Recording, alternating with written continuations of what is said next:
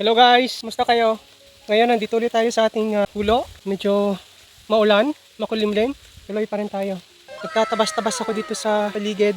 Dito sa may baba, paikot nung tinigaan ko dyan sa taas. Kasi itong baba ay hindi siya nakain ng apoy. Gawa ng wala ng kugon, no?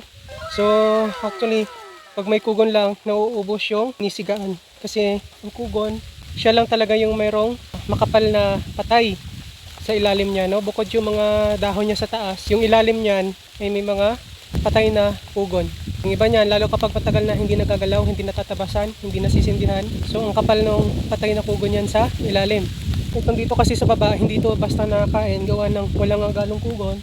At ang nandito ay mga talahib. Ang talahib dito ay yung makakapal, as in makakapal talaga. So hindi naman puro na talahib talaga, ang nakain lang ay yung mga patay lang na dahon. Yung katawan, hindi naman nakakain, gawa ng ang katawan niyan ay sariwa naman. Ngayon, nagtatabas ako dito sa paikot. Mapapansin nyo nga yan, no? Ayan, no? Nag-pruning na tayo ng kahoy.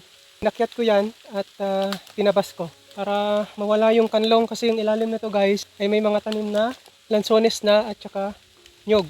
Kung makikita nyo yun, no? Yung nyog. Tinanim ko yan 6 months ago. So yun lang guys, that's our update for today. See you in our future vlogs. Bye!